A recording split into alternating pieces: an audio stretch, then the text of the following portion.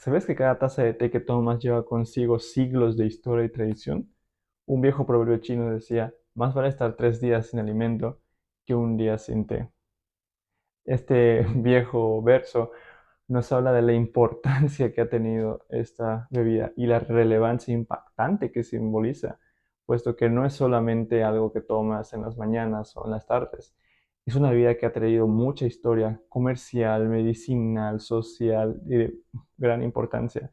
Ha provocado guerras, ha provocado uniones, ha provocado incluso la unión de varios países, la desunión de algunos, el conflicto, como hemos mencionado, y la exploración.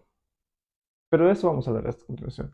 La historia del té, su importancia y el arte, que es lo más importante, porque preparar té es un arte. Entonces comencemos hablando de la historia. ¿Dónde se origina el té? Bueno, sabemos que el té es una planta. Lo que conocemos como la Camellia sinensis y tiene dos variantes.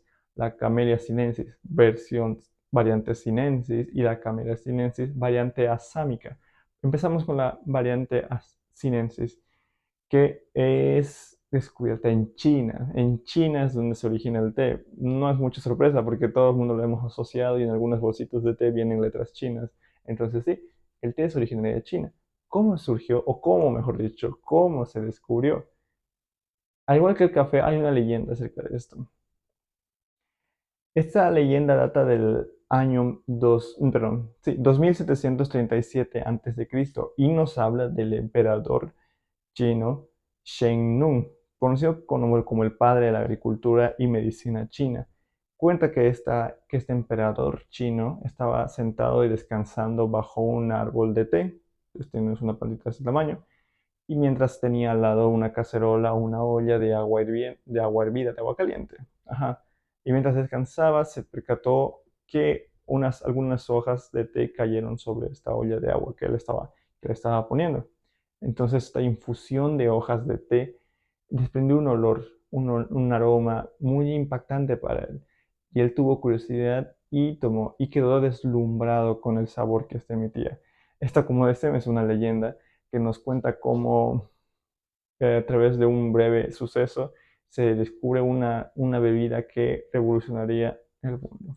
Ahora, para el año 200 a.C., los monjes budistas ya tenían registro del té en sus libros, entonces la escritura de clasificación, preparación y demás cosas ya empezó en el año 200 a.C.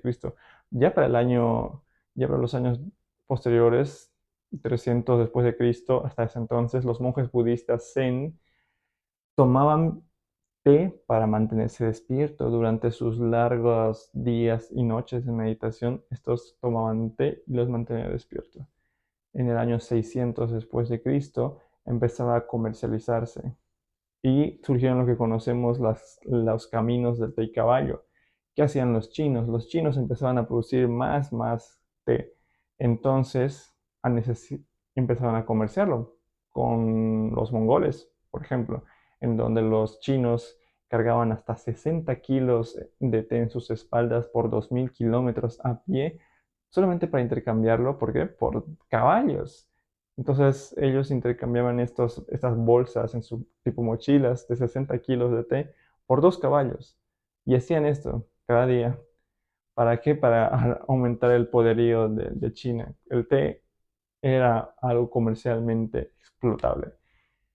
Lu Yu escribió el Chai Jing.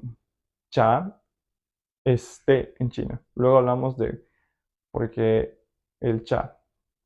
Pero Lu Yu empezó a escribir sus experiencias en sus largos viajes a lo largo de China, en sus distintas provincias, y escribió sobre sus distintas tradiciones, sobre sus formas de preparación, sobre sus formas de servirlo. Entonces era como el libro más importante del té, el que lo contenía todo. Ahora, a través de estas comercializaciones que estábamos hablando que China empezó a hacer con otros países como Mongolia, también llegó a Rusia por el norte, a Taiwán, a Corea y Japón.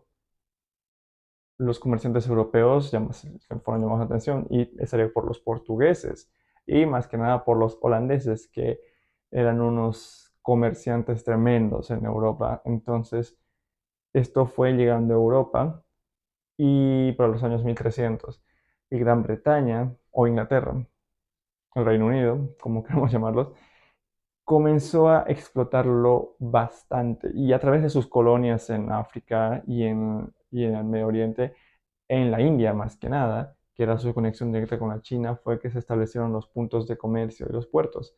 Entonces, a través de la India comercializaban con China opio. Intercambiaban opio con los chinos por plata y con esa plata comercializaban el té. Entonces el té era traído así de diferentes maneras. ¿Qué pasó en India? Durante esos años se descubrió una nueva variante. Sí, la ya mencionada variante Camellis, Camellia sinensis, variante asámica, que era de diferente tipo de cultivo y soportaba diferentes formas. Pero no le daban mucha importancia, porque lo que querían era la variante sinensis. Pero ¿qué pasó? Ocurrió la guerra del opio, y como ya mencionábamos, los chinos se volvieron muy adictos al opio, entonces el emperador o el líder de los chinos empezó a prohibir esto, lo que ocasionó una guerra, un conflicto entre China y Gran Bretaña. Entonces, a los británicos les estaba saliendo bastante caro, por lo que prefirieron empezar a cultivar la variante asámica en la India. Entonces ya tenían una conexión directamente al té y la producción fue creciendo y creciendo. Hablemos un poco de un evento muy curioso, que es de la duquesa de Bedford. En Gran Bretaña se acostumbraba muy comúnmente a solo consumir dos alimentos, el desayuno y la cena. Entonces ocurrían pequeñas meriendas alrededor de la tarde. La duquesa de Bedford acostumbraba a tomar té a eso de las 4 p.m., 5, alrededor de esta hora.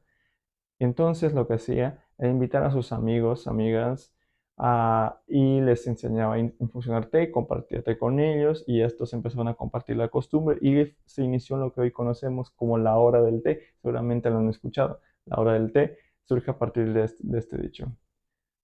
Ahora, a continuación, el té llega a América a través de las colonias anteriormente dicho de Gran Bretaña, por ejemplo. Recordemos que Estados Unidos era como era una colonia inglesa. Entonces el té llegaba ahí y empezaba a comercializarse.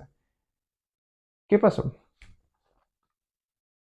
Gran Bretaña tenía un impuesto del 119% del té, entonces esto era tremendo, muy caro. Y empezó el contrabando. Y los colonos británicos, americanos en Estados Unidos, que empezaban con una idea de pre-revolución que hicieron, fue lanzar el té, que era muy costoso para los británicos, al mar, al océano. Entonces esto fue como su intento de protesta. Esta es la muy conocida fiesta del té de Boston. Pasemos a los años y en el año 1908 el comerciante neoyorquino de té, Thomas Sullivan, empezaba a enviar a sus negociadores en Europa bolsitas de té de seda. Entonces, como muestras, era una muestra, digamos, que las enviaba a Europa, pero sin darse cuenta, acababa de inventar algo revolucionario para el consumo del té, que era el té infusionado en bolsita que hoy conocemos. Y así vemos cómo el té partió desde China, desde un encuentro occidental hasta las infusiones que conocemos hoy en día. El té es un arte, entonces, ¿por qué? Por las diferentes variedades. Tenemos el té verde, el té negro, el té amarillo, el té blanco, el té puer, que son las hojas del té fermentadas, el té oolong, que son las hojas de té con un proceso de oxidación como lo conocemos, y el té matcha, que es un té hecho en sombra artificial, súper verde, y molido en polvo que se diluye en el agua. El té se ha vuelto muy, muy, muy, muy social, cultural, entonces esto es de gran importancia para la humanidad, ya que, ¿por qué lo decimos? Porque tiene es tradicional y es comercial, muy comercial. Las recetas más actuales son Van desde las tisanas, que son otros tipos de infusiones de otras plantas, pero pues la hace como infuso del té. Entonces, con esta quiero decirles que el té tiene una historia muy grande y muy importante para la humanidad, al igual que otras partes importantes. Entonces, en la historia, no olvidemos cada que tomemos una taza de té que hay un gran proceso detrás. El maestro en té, Sein no Ryuku, decía, el té consiste en esto: calentar agua, preparar el té y beberlo con el corazón. Entonces los invito a tomar una taza de té, a disfrutarlo, a recordar toda la historia, porque, como un último dato antes de irse, el té es la segunda bebida más bebida en el mundo, justo después del agua. Así que a disfrutar el té.